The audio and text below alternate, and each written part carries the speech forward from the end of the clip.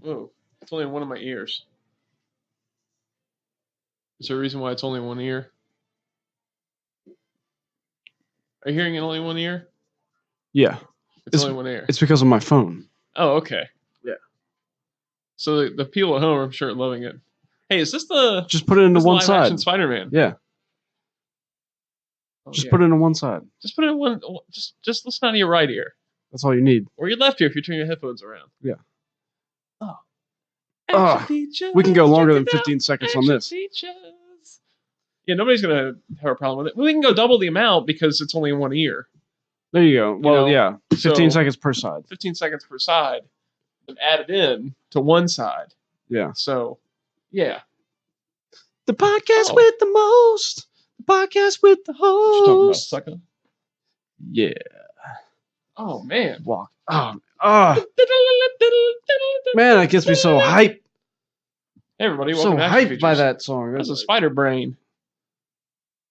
Hey, everybody. That was What is it? Episode 147? 7, maybe?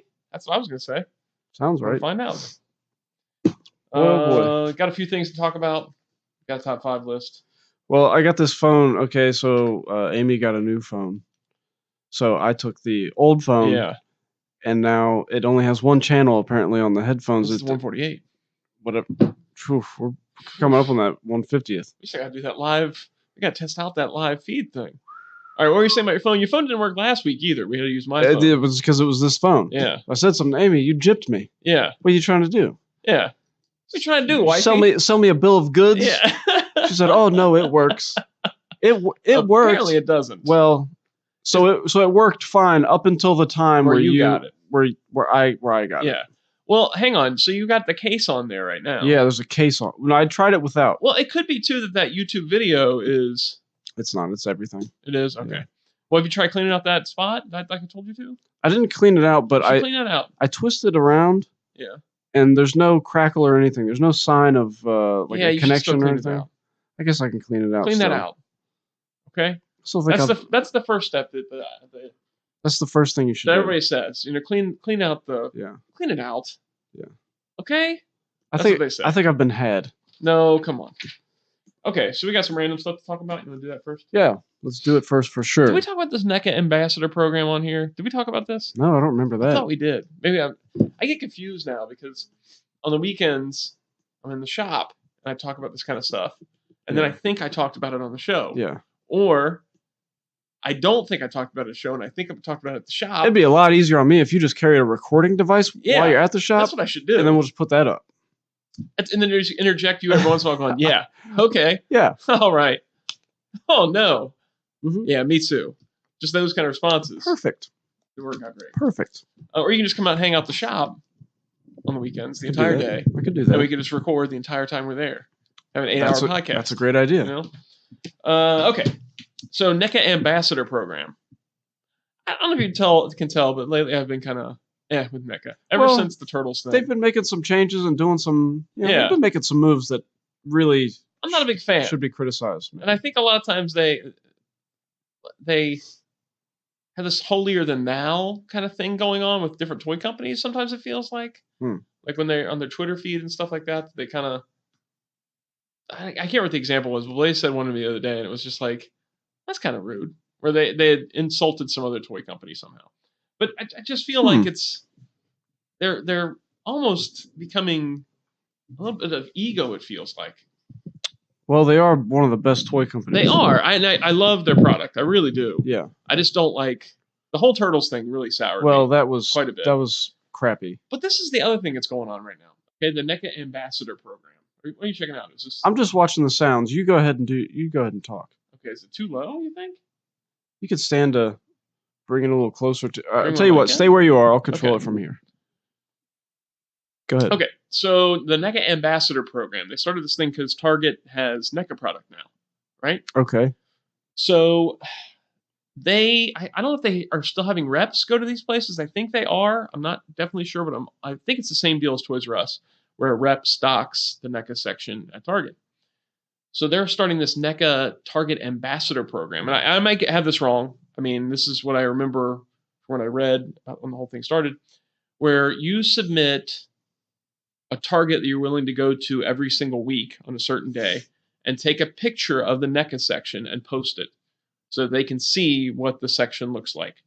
And they will randomly select people to get prizes, but you have to be willing to go every single week and take pictures of this display for them, which kind of feels to me like you're working for them on the chance that you might win something. Yeah. It sounds like work. Like it sounds like if they do have reps, it sounds like your rep should be doing that.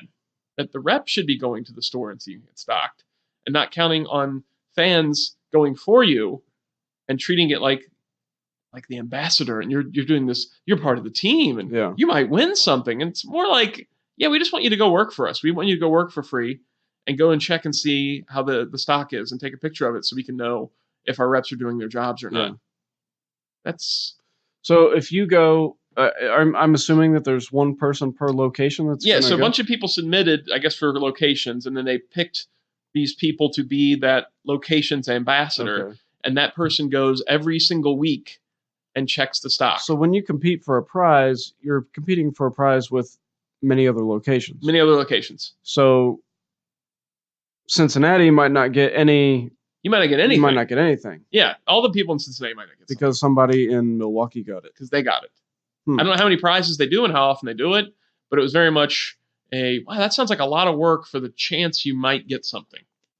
I guess if you're going anyway, if you go every Wednesday or something to look at Target, I guess it's not a big deal, but it does feel like you should be doing that yourselves. Like you have reps to do that, right? That's what the reps do. You're the ones selling toys. You're the ones selling toys. We're the ones that, are and maybe if the person does it every single week, you could accrue points and then use those points to buy NECA product. Yeah. Instead of it being like a thing where it's, you might win something, keep going, you might get something.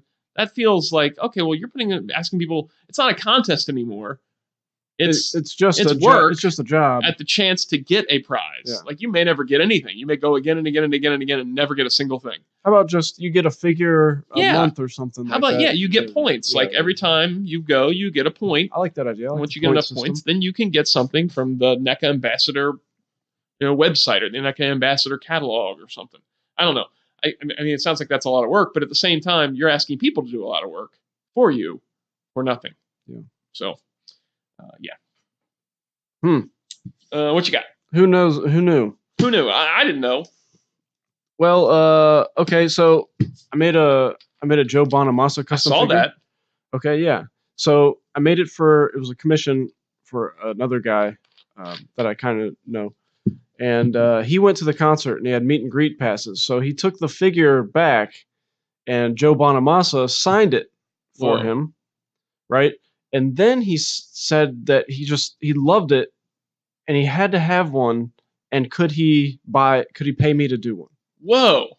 So this guy said, yeah, we can work that out. And as they hung out or as the night went on, he just kept going on about it, and he loved it so much, I guess, that this guy gave him the one you made already. The one that I made for him. Yeah, I saw the post from him on Facebook. Yeah, so Joe Bonamassa posted on Facebook, and I guess this figure, he has an office where he has all of his guitars on display in like this museum type thing. Well, my figure's going there. That's really great. That's awesome, dude. I don't listen to him. I'm not, I don't know anything about him, but he has got a big following. He's like one of the best guitar players, I guess, in the world, and he's been on the world. He's been on The Simpsons. Whoa. I don't know if it was his voice, but his. It sounds like you're gonna be making Simpsons figures next. It might be. So here's Watch out, Playmates. So here's the conundrum. So this guy wanted me to make a replacement for him. Yeah. And then on Bonamassa's Instagram account, there were probably 20 or 30 people that were all like, "Hey, I want one of these. Whoa. How can I get one of these?" People are like directly asking me. So I used the Face Man from the A-Team figure. Yeah. As the base. That figure's getting tough to find. There's one on eBay and it's $90. Yeah, they're tough to find. So man, we had some at the shop. When we first opened up. Oh man, please. I'll look through the bin and see if there's one in there still. If you could find one, that'd be pretty cool. But there was one in the $4 bin. I can't remember for sure if it was in there last time I dug through there. Yeah. But there was one there. Whatever happens, pretty cool that's still way cool. That's where that ended up. And see, I wonder where if I'd have known that he was going to get it, honestly, I probably would have put a little more time. I would have done a one-night custom. Hey, it looked good, man. It was all carded up. Pretty good. At that point, too, it doesn't really matter. Once it's carded, the card sells it. Yeah, you don't have to worry about the paint on the Although joints. some people were calling me out on there. They're like, "Oh man, they did a job on those glasses." Because I had to sculpt the glasses on there. I'm like, "Well, it's a custom figure. It's pretty small. Yeah. For one, two, you know exactly who it is. I'm just. Yeah. I'm not trying to make an actual pair of Ray-Bans. Yeah, and you didn't know it was going to him either. Right. I didn't plan on anybody really seeing it. Yeah. But anyway, that was the highlight of my week, I guess. That's cool. Just have a piece of my work, Yeah.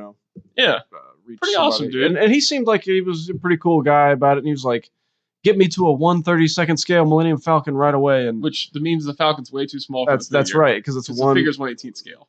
Yeah, exactly.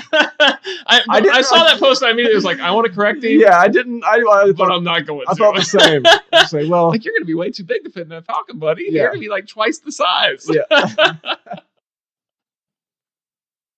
Yeah. All right. Well, that was cool, man. I meant to talk to you about that today. It's been a busy day. Yeah. Did you see this Geoffrey toy box? Did we talk about this at all? Not on here. We haven't. It's silly. Everybody is saying Toys R Us is coming back. And people keep coming up to me and say, I heard that the Toys R Us pulled a fast one and they're coming back. And I heard they didn't pull a fast one. No, they didn't. There's no fast one. It's not Toys R Us return.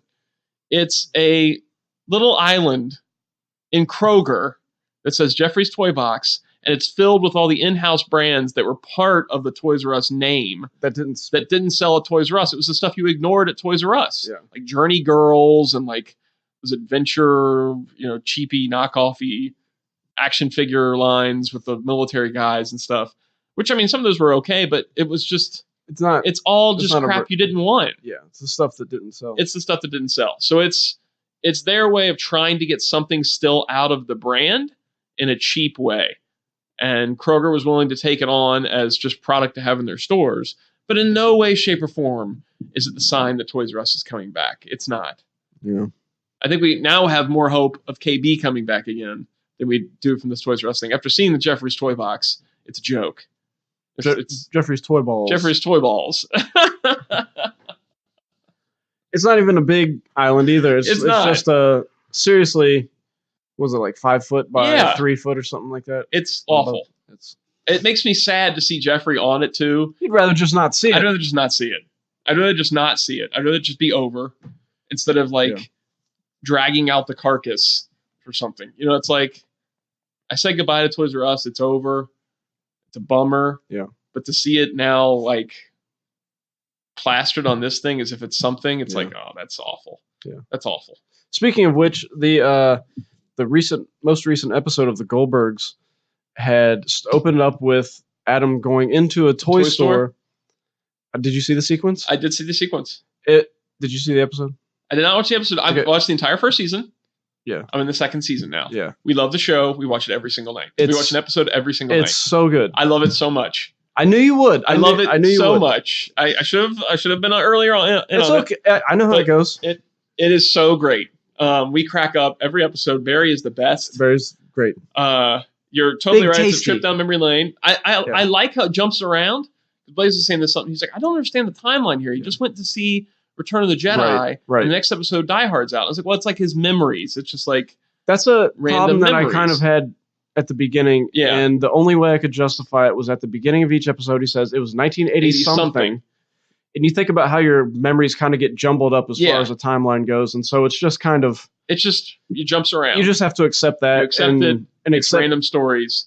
And their ages fluctuate throughout as the show goes on. It could be, season 5, and they're doing episodes based in 1983. Right. Whereas there was some in this one based in 1987 or something. Right. So yeah, I was quickly okay with it. I was like, okay, that's fine. You're getting funny stories and the characters, and it feels good. And plus, you're getting cool stuff that you remember interjected throughout, and that's kind of enough. And I do appreciate that a lot of times it really is vintage stuff they use in the show. The toys are. Sometimes they're not. The clothes are not. They're not. And sometimes the toys aren't. Sometimes every once in a while a toy jumps in and it's like, oh, that's not the original one. But that's okay. It's okay. Because they made an effort on the other times to really get a vintage one. Yeah. Like he has a vintage Millennium Falcon, he goes and pawns it. And the guy at the pawn shop goes like, it's missing its landing struts and its radar dish, and it was like all those things that were really missing from the toy. I'm like, well, that's something. They took the time to take those pieces off and name those pieces that are often missing from a Millennium Falcon. In the most recent episode, he looks in an Eternia box, and I know the guy that made that reproduction box for the show. Oh, that's cool. Yeah. I remember. He looks at Eternia. That's cool. So I love the show. The new episode, he's walking down the toy aisle, and it looks like a toy. They do a lot of cuts to all the different toys that were there, and that was also a trip down memory lane. And he's picking up a Transformer, and then the guy who works there is trying to talk him into Rock Lords. Rock Lords, yeah. Which is pretty obscure, you know what I mean? Yeah. It's like they're cool. They're GoBots. They're turning rocks. I don't know what you're talking about, but I need to have them. They throw a lot of stuff in there for people who really lived it or care about that. It's good. Okay, so what else we got? Well, got something else on here? I do have the movie First Man came and went. It was about Neil Armstrong and the first landing on the moon. Didn't do anything at the box office. It didn't do anything at the box office. You don't know why? I think you know why. I think I'm guessing part of the reason why. Yeah. But I have a comment on it. Yeah, the big backlash over them saying they were taking out anything that identifies it as an American accomplishment. Right. So that's what. Okay, so that's what I heard, and that's what a lot of people heard. And here's the thing, I want to see this movie still. It looks really good. Because you're a communist. I am a communist. Yeah. There's can't even say it in jest. Yeah. I'm not a communist, but so the thing was, they said there's no planting the flag on the moon scene. Yeah. And they said specifically that they took that out because it's a human effort and it wasn't just an American effort. And a lot of people were upset about that because the reality was it was an American effort. It was the space race, and it was us we won against Russia. Yeah. And it's very much so. But the thing that I don't know about the movie is it a deal where you go through the whole struggle of the thing, and then he gets to the moon, and it's this wondrous thing, and then it kind of cuts to credits? You know what I mean? Is it like, did we show the whole moon landing sequence but the flag was oddly omitted, or was it not? Because all the TV spots I saw had either intentionally or accidentally shown a whole lot of American flags on the patches on the outfits. And there was a backlash, and they were trying to... Yeah. And there was one shot of the moon from kind of a distance, but you could see American flag planted on it. Yep. So I don't know the reality. I mean, I know what the reality of the director and Gosling both said. I mean, addressed it and said, yeah, we didn't include this. Yeah. And so that was on purpose. Yeah. But as far as how the movie goes, it might be okay. It just depends on how it's edited. You know what I mean? Yeah. And so, well, you have to let me know because I won't see it. I'm too busy right now. You're too busy. I'm too busy to see movies. I'm not going to spend time on a movie just to find out for sure how they treated America. You know? No, don't watch it for that reason. I'm not going to do it. Let me know, though. I just hope that people haven't lost interest sort of based on that. In just our space program in general and a Space Wars. Yeah. Yeah. Well, they've lost an interest in the Star Wars, that's for sure. They're going to. If they haven't already. There's been so much talk lately about all of it and how I've been away, so maybe I don't know. But it's just been all over the place as to, Bob Iger came out and admitted that he calls episode 9 a course correction. He realizes we made mistakes, and this is a course correction. That goes against everything they've been talking about, how Last Jedi was an amazing film, and filmmakers are amazing. We're giving Rian Johnson another trilogy. We're keeping, Kathleen Kennedy on board. We're very happy with how things going, and so the people that don't like it are just kind of vocal, but the majority really love the movie. If it's a course correction, if episode 9 is a course correction, that means something went wrong, right? Why would you course correct? You wouldn't course correct if everything went right. Yeah. So that tells me that Solo and Last Jedi were not what they hoped it to be. And if you're using episode 9 as a course correction, that would mean you're course correcting off of that story, and not off of Solo, which a lot of people say Solo is pretty decent. That it's got unfairly diminished by people hating Last Jedi so much. And there was another article I read where it said that Disney has already recovered its investment on on Star Wars. Okay. They paid $4.8 billion, and the movies have made $4.10 billion. 4.10. Yeah, but that's 5. Or 4.89, or I don't know what it was. Okay. But either way, that's the grosses of the movie. That's the total ticket sales. You're not taking into account the amount of money it took to make the movies, or market the movies, or any of that stuff. It's because there was an article that came out back in June that said they've made back a quarter of the amount after all the production budgets and all that stuff. The money they've actually made after their investments into making the films has only been a quarter of the 4.8 Maybe billion. Between now and June, they've made $3 billion somehow. They found $3 billion. So it angers me when these outlets report things and put the spin on it that makes it sound like it's this huge hit, when really what you're saying is that all the movies have made $4.8 billion. But once you take out all the money that it took to make them, they have nowhere near recovered that. That's like me saying, I'm going to pay you $5 for that bag of chips. I wish we had a bag of chips. I'm going to pay you $5 for that bag of chips. Yeah. I'm then going to spend $10 marketing this bag of chips to everybody.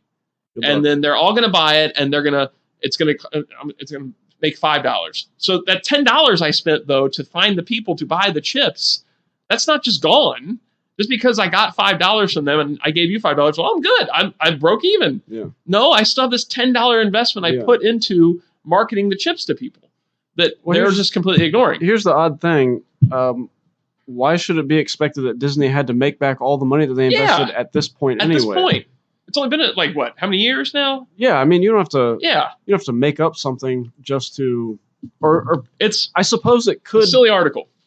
With all the people writing articles, I suppose it legitimately could just be somebody misunderstanding how math things works. But they get to, you shouldn't be. They get to write articles. Writing articles. Everybody writes an article now. Yeah. Yeah, you can do it. It's silly stuff, man. Yeah. One thing I saw today, toy-wise, that you'll be interested in. Tell me. Is Captain Action, I guess, has come back. Yes. And they're starting to produce outfits that fit Captain Action, either the new ones they're making, which are 1/6 Is this scale, a 1/6 scale? Okay. Or the old dolls. They can fit the old ones if you want. Dollies. They're doing one that's that they said was missing from the old line, that they never gave him a space suit. Okay. So it's Attack on Mars, this Captain Action kind of 50s sci-fi outfit. But they're also making the Mars Attack Martian to put on one. Oh, that's cool. So it's really neat to see this Captain Action in a spacesuit and then a Mars Attack Martian. And the Mars Attacks Martian looks awesome. So cool looking. Blaze told me they're also doing Madman. So they're doing more current comic characters. They're doing Rocketeer. Are you serious? Dead serious. Hey, that interests me. It's really neat looking too. Oh. It's a Rocketeer set to put in a Captain Action doll. Where can I get these things? I don't. They just showed it today. I don't know if they'll be online or in stores or what, but wonder what a Captain Action goes for these days. I don't know. But I'm intrigued. I'm intrigued. I want to see what else they're doing, and the outfits look really good. Yeah. I mean, the Rocketeer, it definitely feels like a Captain Action version of Rocketeer, but it's a great alternative to the expensive. I would say. Yeah, I would. I'm still interested. Yeah, it's cool looking. It's really neat looking. So that's something up and away. Yeah, that's the Rocketeer. That is. That's his phrase. Look up in the sky. Up and away. Yeah, it's the Rocketeer. The Rocka who? It's the Rocka World. All right, the rest of the stuff I have on here isn't really that important. Yeah. So you ready to jump into some other stuff? We can get into the important stuff. You got something on there? You got anything else? Nah, I was just gonna mention. I saw Stallone's got a new movie coming out, among many others, called Backtrace. And he's just playing like a detective. Backdraft, where it's the he's playing a detective. Oh yeah. And it looks like a kind of a psychological thriller type movie. It's just straight up. Doesn't look great. Doesn't look bad. But it's got Matthew Modine in it playing the. I like Matthew Modine. You like Matthew Modine? I do. I cannot see or think about Matthew Modine without thinking about Jiminy Glick. I've got 4 boys, 4 strapping young boys. Morgan, Mason, Matthew, and Modine. Matthew and Modine. Matthew and Modine. Yeah. Morgan, Mason, Matthew, and Modine. You hurt yourself doing Jiminy Glick. Okay, so that's all. Okay. Obviously, young boys. The big news is the passing of Stan Lee. Yeah. Which we all, he's 95 years old. when his wife passed away, I already started thinking like, okay, well, this is the beginning of the end. Yeah. Usually, when you get that age and you've been married for so long, it's a pretty typical thing when a spouse passes that it's not long for the other one to stick around. Yeah. Especially with how much entwined they were. And his health started declining almost immediately afterwards. He's gone through all this legal weird stuff where people felt like they were kind of trying to take his money, and he got involved in these weird different people that were there was a whole plot to like sell his blood and just really sad stuff. And I'm like, man, this is becoming very sad. And it was sad to think, but I was like, I almost wish he was able to just move on, Yeah. Because this world's being like crazy with him. So he passed away, 95 years old. Huge loss for pop culture to see this icon pass away, even though he's had a long life. I think, especially with the cameos, it felt like he was just going to keep going forever. Every article I've ever read about him has talked about his interactions with fans. He's just the nicest guy, warm and personable with everybody. And usually anybody that's had like a letter that they posted where they've sent something in, and he's back in the day when he used to reply to people through there before he got older and more involved in everything. They were just all really heartwarming stories to read. There is one gripe I have about a lot of these articles, though, is that they constantly say the creator of the Marvel Universe, and Stan Lee, who created Marvel Comics, and Stan Lee, who created all those characters you see in the movies. And that is a little inaccurate. Now, Stan had a hand in creating a lot of things. The business wouldn't be what it is without the way he guided Marvel Comics and his ability to bring comics into different mainstream audiences, and the way he fought for comics. But as far as creating the Marvel Universe, that's a real detriment to the guys that were there with him. That's Steve Ditko and Jack Kirby and Wally Wood, and all those guys had just as much hand as Stan did in the creation of a lot of these characters.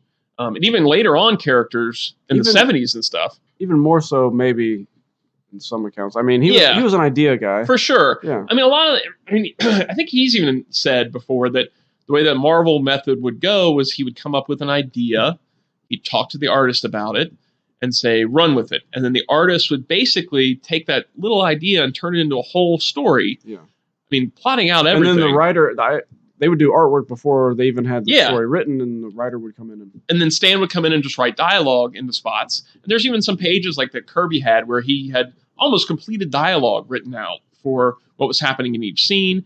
And then Stan would turn that dialogue around and like spruce it up a little bit. But a lot of the writing was actually happening during the art. Yeah. Where Stan was coming up with some great ideas for characters and origins and things like that. But as far as keeping them going and making exciting stories and getting them out on a regular basis, that the artist was taking a lot of that on too. So kind of a bummer to think. It's not to the level of Bob Kane, where I feel like he just completely stole any kind of creative credit for Batman. I mean, just obnoxiously so. Whereas I feel like Stan, he did absorb a lot of the credit, but he's also said a lot of times that my memory is faulty. These guys had a lot of hand in it. He's not been afraid to say their names. Yeah. But it's really the fault of media that doesn't label him as co-creator, that just lumps all this creative stuff on him. A lot of times to the point, too, where they're treating him like he's this artist. Like, I've seen a lot of memes and stuff where he's drawing and doing these things. I'm like, dude, he wasn't even the artist on those things. He did some art pickups here and then, like some cleanups and inking, I think. But no, the artists that created those things were different people. It's different people. Yeah. Anyway, though, big loss. Love Stan Lee. Yeah.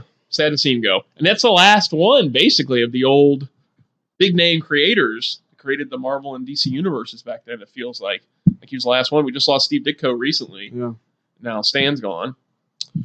So yeah, that's a shame. I looked through, drawing how to draw comics the Marvel way. The book. Oh yeah. And there's so many of those kinds of books now, but when that came out, that was it. Wasn't anything. And reading through that, you can hear Stan's voice. Yeah. In the way it's written, and it just has this energy and And that was a big game changer too. That book was, and I know it is for a lot of people, and a lot of artists. So sad to see him go. As a tribute, we are doing a quick top 5 list here. Our top 5 favorite Marvel characters. Now, Mike and I did compare lists a little bit to try and differentiate them some, because otherwise it would have been a very similar list. Which we have never done before. Which we haven't. But and it's really like more my just coming in today and going, okay, these are my top 5 right now. This list fluctuates for me all the time because the characters themselves fluctuate. You know, there's really bad times for Spider-Man comics and Spider-Man films, and there's really good times for Captain America films and, you know, Captain America comics. And so it'll, you know, change and flow with how things are going. These are usually 5 pretty consistent ones for me, but there's other ones that would be popped into this list if you asked me 3 months from now. But right now, this is how I feel. Yep. Right? My list stays the same forever as it ever. Pretty much the same. It's never going to change. I tried to, you know, I bumped a few guys, okay? I bumped a few guys. All right. Where are you going to start? Yeah, number 5 is J. Jonah Jameson. Hey, I was talking about that joking around in here with you today, and I had a feeling that it might make a list. I don't even remember you say. I did. I said, who's going to be left? Because at first we were thinking, okay, well, maybe we won't do the mainstays. Okay, yeah. And I said, oh, who's going to be on the list then? Mary Jane and J. Jonah Jameson? Yeah. And then J. Jonah Jameson made the list. Well, I agree. J. Jonah Jameson's a great character. He's just a lot of fun, and he's like you're laughing at him, but yeah. I don't know, but there's something kind of likable about the guy. It's just a really good character. It is. It's a well-written character. It's a nice foible to Peter Parker while he's Peter Parker and Spider-Man at the same time, and yet it's the guy that he's working for, and he has to impress. He has to bring these pictures that he knows JJ is going to use against him as Spider-Man. So he's probably spent a lot of time, too, taking publicity photos of himself when he could be fighting crime. And, But Jameson also seems to be blundering at times where he can't put it together, and he's just a blowhard. But it's very enjoyable. Yeah, he's very lovable. Yeah. All right, number 5 for me is the Winter. It was created by Stan Lee and Steve Ditko. Yeah, that's what we're also gonna give credit where credit's due as to where these characters came from. Yeah. For number 5 for me is the Winter Soldier. Mm-hmm. Mm-hmm. Now this is a more recent character. It's 2005 as the Winter Soldier came back. He was Bucky Barnes. You can find that out. Obviously, it's not really a spoiler at this point. The comics are old. The movies are old. Not super old, but they're old enough. Bucky Barnes comes back. Bucky was dead for years, and everybody kind of thought, well, the character that'll never come back is Bucky. Bucky will stay dead. And I want to say, and I'm pretty sure about this, that DC Comics had Jason Todd, who had passed away, the Robin, and they brought him back before Bucky was brought back as Winter Soldier. I think it was very shortly before that he was coming back, that they were teasing Jason Todd coming back. And, you know, the Jason Todd thing wasn't handled that well. And then Marvel was bringing back Bucky as Winter Soldier. And I'm like, oh, well, they're just kind of copying what DC did. And they did a much better job of it. Like, the Winter Soldier story is maybe my favorite Cap story of all time. He got a robotic arm. He got a robotic arm. A cyber arm. It has meaning for Cap, for him to come back. It's just like in the movie. I mean, watching Winter Soldier and seeing his best friend come back and come back as a villain that then has to be turned back, and that there's a good reasoning for him not having aged as much, and how he's this sleeper agent that they wake up and do a job, and then they put him back under, and they wake him up, and he's losing it because the real Bucky wants to come back out, but he's had this like brainwashing thing happening. Steve Epting does the art, and it's amazing. So yeah, Ed Brubaker and Steve Epting are the ones that brought Bucky back as Winter Soldier. The character was originally created by Joe Simon and Jack Kirby as Bucky Barnes, but obviously the Winter Soldier is a pretty far departure. You need that Bucky backstory for it to make sense, but I love Winter Soldier. He's awesome. You should get the action figure. I do have the action figure. I have action figures of the Winter Soldier. Do you have a poster? I don't know if I have a poster. I don't think I have a poster. I should get a poster. You should get one. Have you ever read that, The Winter Soldier? Nope. Man, it's good. It's really good. If you know somebody who has it, maybe they can let me borrow the it. trade paperbacks. Can Can I borrow individual issues? Yes. I'll dig out all the individual issues. Thank you. Borrow those. Shoot them just like you did that Dick Tracy book. That's how I prefer it. Did we talk about that on here? I don't know if we did. I gotta tell us real quick. My dad. Okay, so I was talking about this Dick Tracy comic. I let Mike borrow my copy of Dick Tracy, the new IDW series. Right. So the print on the back is all black, pretty much. You know how black ink does on comic books and on that glossy paper. And my dad's flipping through it because we were discussing it, and I noticed him start. He's trying to wipe off a smudge, and I said, "Wait, Dad, no, it's not." And he keeps doing it, and before I know it, He's rubbing it on the carpet. He's rubbing this book on the carpet. And he can't tell that it's getting worse. It's like the Mr. Bean with the painting. Exactly. Exactly. It's not getting better. It's not. It's getting worse. I said, it's not a smudge. You're rubbing the ink off. So anyway, I had to return it to James. Brought it back all crinkled and like big smudges all over it.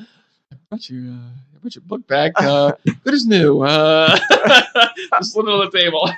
I should have known better, but good stuff though. It was worth it. It was worth the $4. At least it was funny. If it was something you really cared about, I wouldn't have let him. That was great. Okay, my number 4 is Ghost Rider. Hey, that's a good one. Now you talking about original Johnny Blaze Ghost Rider or Danny Ketch? What? There's 2 different Ghost Riders. Actually, there's more than 2. But the 2 you would know. I saw that there were a bunch of them. There's Johnny Blaze, the original, and Danny Ketch, which was like the 90s one where he had the motorcycle with the big fin thing on the front. Right now, yeah, it's Johnny Blaze. The other one is what I grew up with. You grew up with Danny Ketch. Spikes on the... Yeah. And I love that. But it's just the character itself. I love that too. It's really...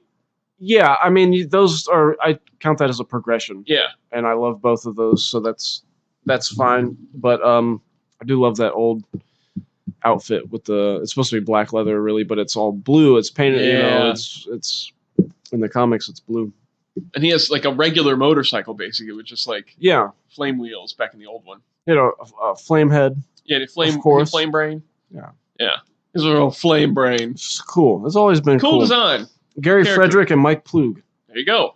So again, Stanley didn't have a hand in that one, but news articles would credit him. I was kind of amazed at looking some of this up at how many had more than one person involved in a creation, because I think of characters as being, well, this one person. This guy made it. Yeah, but it's a team effort. Usually a couple people. My number 4 is Dr. Doom, the long-standing villain of the Marvel Universe, who was originally introduced as a Fantastic Four enemy, but became an enemy basically to the whole Marvel Universe. Which that's a breakout for me. When a rogues gallery character that you identify, most rogues, or you identify the Jokers with Batman. Yeah. And, Green Goblin's with SpiderMan. And Magneto's with the X-Men. Dr. Doom is more than just a FF villain. He's a villain of the entire Marvel Universe. And that's amazing to elevate yourself past the point that you're just tied to just one group. Okay, he'll always be an FF villain, but I mean, Secret Wars, he's the main guy. And I could see him, now that they've got Fox, him being the next villain to fight the Avengers, like being the big baddie of the Marvel Universe. And he's a normal guy. Like, he's just incredibly intelligent. He's like, if Tony Stark or Reed Richards went bad, that's what happens. These guys are normal. Well, in the case of Tony Stark, it's a normal guy that's a front runner of the Marvel Cinematic Universe. And he's just a normal guy that invents things. If you take that and flip it and it went bad, you get Dr. Doom. And he's ruthless, but he's got all this intelligence. He has his own country. He's the big baddie that Marvel should have. I was going to put him on my list, but I didn't. But I already taken it. It's all right. I already took it. He was created by Stan Lee and Jack Kirby back in 1962 in Fantastic Four. A dynamic duo, for sure. Yes. Kirby and Lee is a big one for most of the characters. Think about Dr. Doom's look, too. Really doesn't need it updated. I mean, it doesn't. It's mainly been the same. Stayed the same, pretty much. I mean, sometimes somebody dumb comes along and feels like they need to put a twist on it. But it almost always goes back to that silver armor with the green tunic and cape. It's iconic. Yep. Number 3 is Daredevil. It's a good one. The Man Without Fear. Yeah. Does he have fear or? Let's see. I'm trying to think if he's with fear or without fear. And I don't think there's any way to know. Yeah, you can't find that out. Nobody should know. But Need I say more about it? No, you don't. Iconic look. It's bold, honestly, to have. I know he hasn't always had. I like the yellow and. I love the red and yellow. I love the red and yellow too. I grew up with the all red, of course, and it's very stark. Yeah, to just boldly just say this is it. All red. It's all red. You get a couple little black to ground it. Yeah, you know, black belt, black DD, and not even that. Sometimes the DD's red. Sometimes the belt's red. That's right. So yeah, sometimes it's all red. You just get a little bit, and it plays so well. I know most of my picks are visual, but it plays so well against.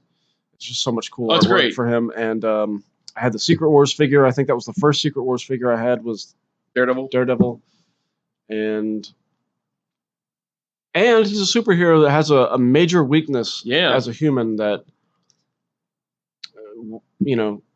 lends to his strengths as a superhero, and just that's cool. I like the ones too that have a secret identity that kind of ties into what they do as a hero. So like Peter Parker, he's a photographer and he's got to take pictures of himself finding these criminals. Yeah. So it's almost like he needs the criminals to make the money.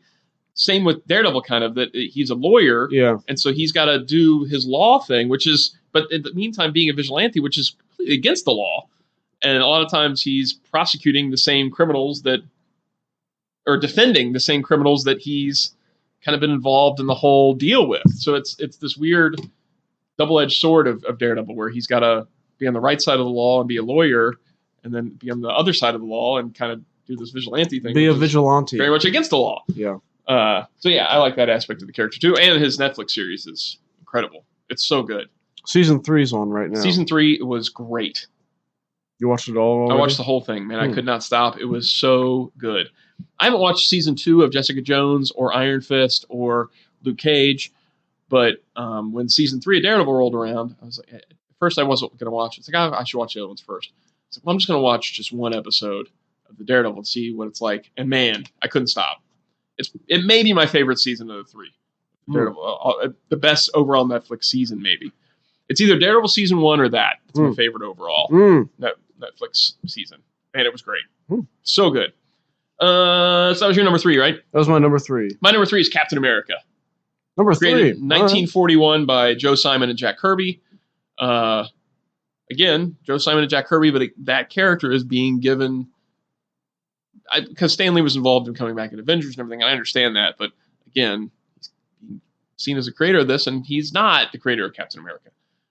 A lot of people, I guess if you go up to people on the streets and you said, who created Captain America? Most are going to say Stan Lee. If they have an answer, it's going to be Stan Lee. Jack Kirby and Joe Simon should be getting the credit for Captain America. And this is in no way a disservice to Stan Lee. And I'm not just trying to come across. I'm just trying to clarify. Facts. Whereas a lot of these sites aren't clarifying that. Stan did a ton of stuff. I'm just trying to give credit to the other guys. As you pointed out, he would point that out too. He would want those guys to get credit. Totally. Did I say who created Daredevil is Bill Everett? You did not. And Stan Lee. There you go. So Stan Lee again involved. There you go. Wally Wood had a big hand in Daredevil, and he doesn't get the credit he should get. There's a lot of stuff that happened with Daredevil from Wally Wood after those two. That's right. Yeah, there was that he doesn't get credit for. I know there's a controversy still. Yeah, he doesn't. I don't think he gets credit on the Netflix series, and he really should. Right. Okay, so Captain America. I mean, I'm an American, so this is like, this is my hero. You know, he's got our country. He wears the flag. He's got our country in his name. And the whole thing of him going to fight Nazis, then going away, and then coming back and a man out of time. That's awesome. Yeah. And it's perfectly portrayed in the movies, in my opinion. I mean, that's a great. If you want to just get the feel of Captain America, watch Captain America: First Avenger. That's Joe Johnston. Great. Yeah. The best of the Marvel Cinematic Universe. Captain America: First Avenger. Actually, all 3 Cap films are the best the Cinematic Universe has to offer. It's good. The second one. I think they go in order. They come out for me. Like, First Avenger's the best, Winter Soldier's the second best, Civil War's the third. But he's always great. Chris Evans is always great as Captain America. Yeah. It's almost like a Christopher Reeve thing now. Like, when I think of Captain America, it's tough for me not to think of Chris Evans as Captain America now. Although I love Captain America for a long time, there's been some great storylines. It's more the character himself that I really like. and not specific storylines that I can go back and think of. Yeah, man, I really liked reading that, or I really liked that spot. It's just the character of Captain America that I like. Yeah. So, what's number 2? Number 2 is Wolverine. Wolverine. That's my number 2 as well, so we can just do this right now. Okay. Well, some of them I couldn't. They had to be on there still. Yeah. I mean, Wolverine is... Wolverine... what can I say? Growing up as a kid in the 90s. We just did the last episode was X-Men. If you have not listened to that yet, go back and listen to the previous episode where we discuss all of the X-Men films, which was enjoyable. But yeah, Wolverine. And a character that has a much shorter existence than many of these other characters, and to really kind of rise to the top. I mean, he's very, very popular. Yeah. And has a lot going for him as a character as far as the internal struggles, and his powers are very different. You know, it's not like it's not just where, I got flight and super strength, or I've got invisibility. He doesn't have toxic sludge poured on him or something. He's part of an experiment that he was being used in because he already had this other power, which the healing factor on it by itself. Well, he had the bone claws too. Yeah, but they didn't reveal that until the 90s, that he had bone claws underneath there. For the longest time, it was just that he had a healing factor. He had those animal senses. Yeah. And the claws and the adamantium bonded to his skeleton were totally the experiment stuff. And then when the adamantium was ripped out, then it was revealed that there were bone claws underneath. I see. But he doesn't remember. At that point, he never remembered having bone claws. He always thought that those were part of the experiment that he got these claws from. That's kind of cool. That's more cool stuff. Yeah. So it was a big, exciting moment when he gets the adamantium ripped out and he pops the bone claws for the first time. Everybody was like, "Whoa, he had bone claws? Those were bone underneath there the whole time." So it was kind of neat. I mean, it was maybe something they didn't envision originally. That this writer decided, well, wouldn't this be cool as if he had these this whole time? It's a character that should be kind of unlikable because he is does have an attitude towards a lot of people most of the time. He's a loner, but he's likable because of all those things. It's like, oh man, I like the outside character, and he's kind of played out now. Like, I mean, he got to be everywhere. Yeah. Once a character becomes popular, Marvel had a good method of driving them into the ground, like making them appear way too much. Yeah. Like Venom, who got really popular, and it was everywhere, and it was like, okay, I'm Venomed out. And I got Wolverined out. Like it was too much. And I feel like he's still in the comics. I'm a little Wolverined out, but I still love the character. And growing up and really liking the X-Men, it was probably my first comic that I really got heavy into actually collecting and keeping and going, I'm building this collection. Wolverine was the standout. I had the Secret Wars figure at that point. Pride of the X-Men came out, that little cartoon thing, and getting Wolverine on the, seeing him in a cartoon was like, wow, Wolverine. Yeah. And then the Toy Biz figures and just, Wolverine was such an awesome character. And, there's certain characters that everybody likes. He becomes the breakout star, and he's the one everybody wants the shirt of and the sneakers of and the figures of. And that was Wolverine, but there was a reason, and that's because he was so cool, man. Wolverine was so cool. Yeah. I mean, who's it going to be? Cyclops? Who's going to be? Cyclops, man? No. I like Gambit, but he wasn't going to be the breakout character. No. Wolverine was what everybody wanted to see. Yep. Because he's got the claws and the attitude and the... That's right. It's the most primal. He's cool. Yeah. Even taking a big fight, Wolverine's not going to be that much help. But there was always a way to make Wolverine help. I think people really like an underdog. And Wolverine, though he has the claws and the strengths that we see, he seems like an underdog because his powers aren't on this bigger level. I mean, Magneto has control over metal. That's huge. And Professor X has mind powers, and even laser eyes, you would say, is like, that's an otherworldly power that's just... Everybody's power is otherworldly, except Wolverine is like, oh, that's the human guy. That's the human guy. He's got claws. Once again, he's my ego into... That's just what we were talking about last week on the movie. Yeah. When we were talking about the movies. He's the ego into the story in a way. It might not be... The comics might not be written that way. Well, there is... I mean, I remember... Or at least earlier on. There was a sequence in the Hellfire Club where they're taking out like all the X-Men, and Wolverine gets like thrown through the whole building. And at the end of the issue, I think it was John Byrne, if I remember right. This has been a while. At the end of the issue, he's in the sewers and he pops his claws and he's like, it says something like, now it's my turn. And it was really cool. And at that time it was like, whoa, look at this. This guy. It's the underdog. Everybody else is taken out. He's going to go and he goes up to the whole thing. And he's like the guy you watch now. People love the underdog come back. It's like Rocky. Yeah. I mean, people want to see that. Wolverine. All right, so what's number one? I know who your number one is. You do. I do. It's mine is Captain America. Okay. And we just talked about him, but yeah, the fun of the suit, the colors are bright, especially in the comic.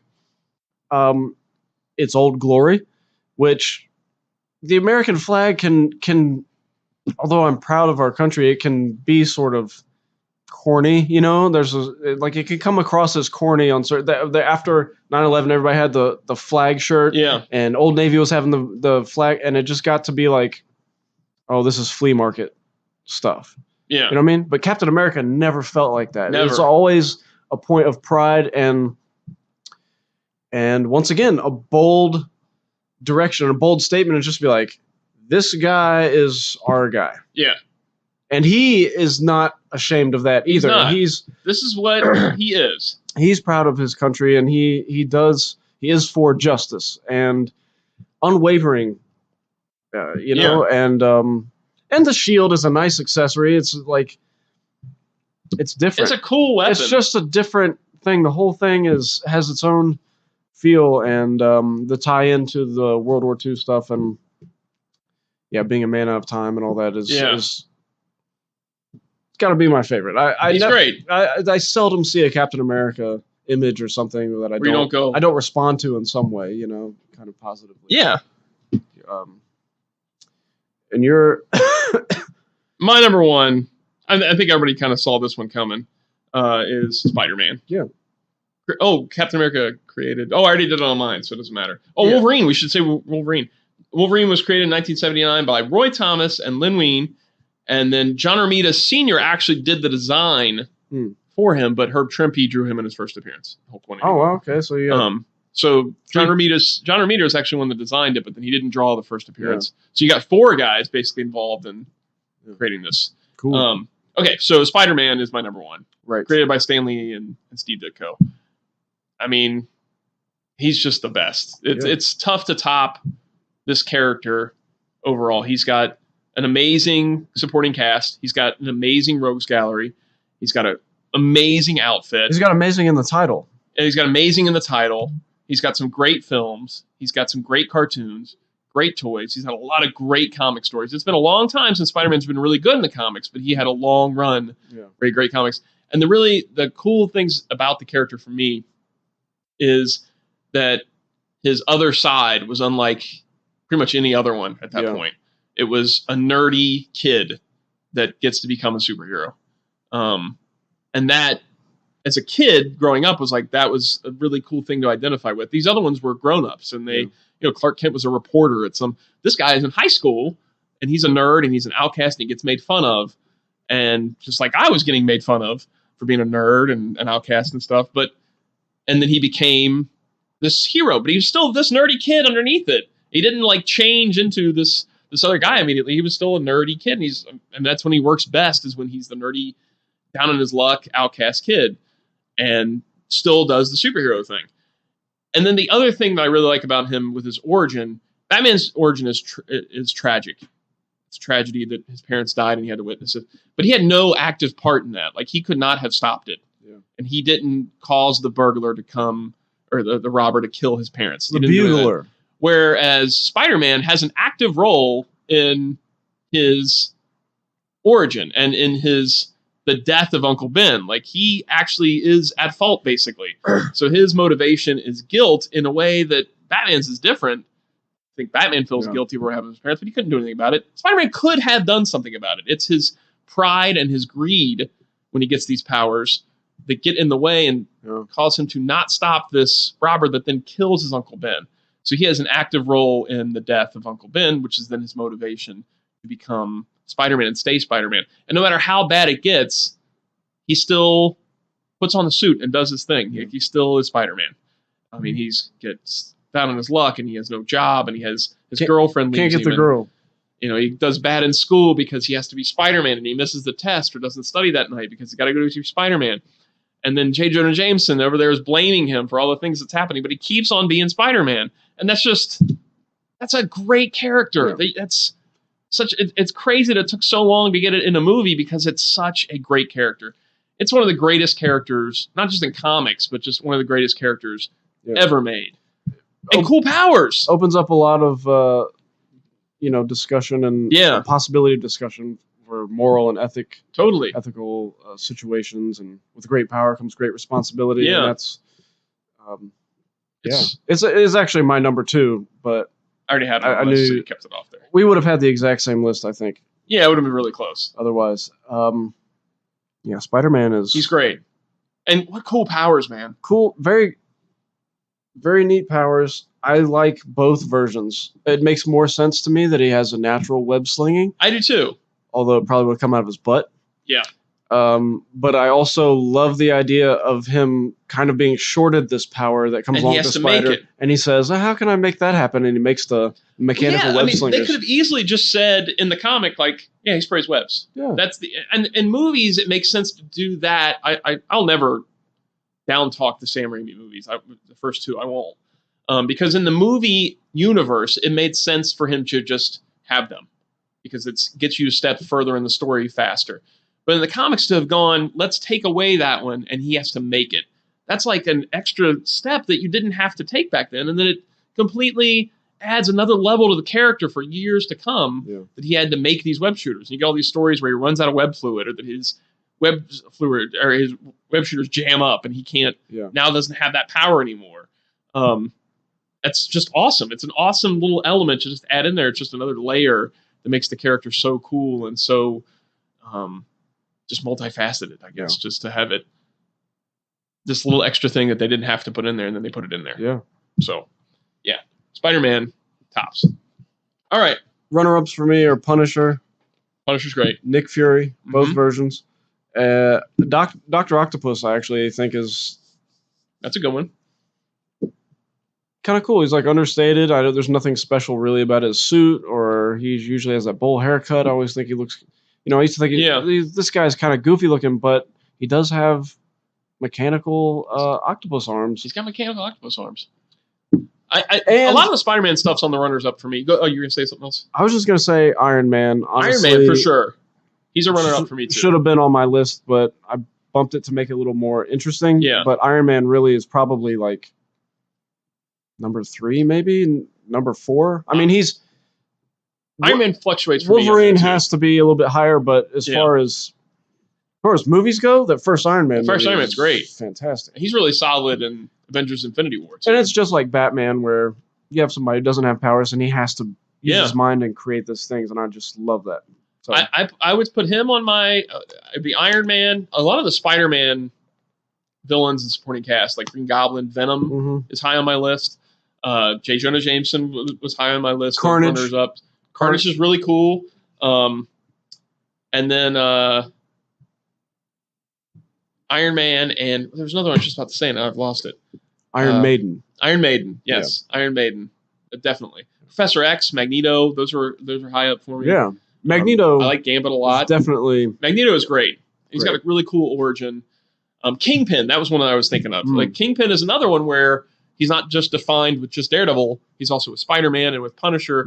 It's not on the scale Dr. Doom is, but he's, especially when you watch the Netflix show too, it's like him on that is, man, amazing. All right. He's the Kingpin. So let's hear, do you guys have any of your own Marvel characters you'd like to share, or like a Stan Lee thought you would like to share? Go to facebook.com/actionfeatures and make a post. Go to actionfeatures.net, make a post for everyone, make a post about it.